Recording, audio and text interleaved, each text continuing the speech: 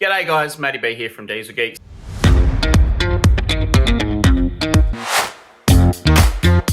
Now today, just a very quick one. Actually had a customer from Melbourne. We were trying to help diagnose over the phone. He was having low power problems, so he bought a set of brand new genuine Denso injectors from a fairly reputable shop down in Melbourne. And then also bought some, not Denso high flow nozzles, but some pretty decent quality ones, and ones that have a reasonable reputation in the industry. And so anyway, he bought the nozzles, had them fitted at the shop and then sent to his place, then fitted them to his vehicle, who already had plus 30s and G-turbo and blah, blah, blah. They just couldn't get any horsepower out of this thing. It was struggling like crazy. And so, to be fair, the customers spent a lot of time and a lot of effort and a lot of money, especially at the dyno shop, only to be told by the fuel shop that sold it that the tuner doesn't know what he's doing, or you got other fucking problems, whatever, blah, blah, blah. So at his wit's end, he's got in contact with us to try to help solve the problem for them. So we basically started working together with him, going through sort of a checklist of basics, and it got to a point where I'm like, listen, man, I think you probably need to send the injectors up here and test. And so as you'll be able to see on the screen now, basically as we started going through the test program, not only were these nozzles not high flow, they were actually 20% underflowing what a standard nozzle would be. Now, this nozzle come from Thailand. It's a reasonably well-known setup over there.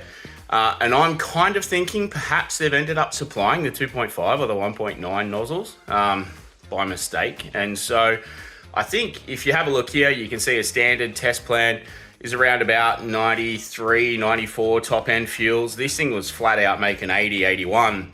And then of course, when we put the genuine plus 30s and a proper nozzle on it and tested it and verified that they're all okay, they've all come out at about 131, 132 cc. So a few things to take away, but firstly, bit of a shame for this guy that he's obviously wasted a ton of money in trying to diagnose a problem that was introduced.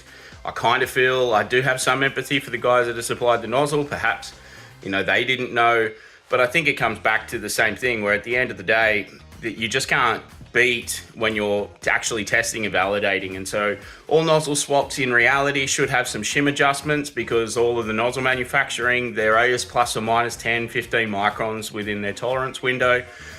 In an ideal world, that should be corrected out. I'm going to release a bit more videos on also how they impact the pilot fuels.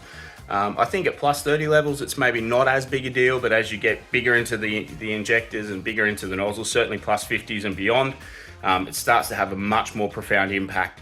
But yeah, and so I'm a massive advocate for getting quality nozzles that you know is right and then verified on a flow bench that are fitted properly. Yeah, and I think there's a few things at the moment that could be done a whole lot better. So anyway, just found it interesting. The nozzles were flowing less than factory. Anyway, have a good day, guys. Bye.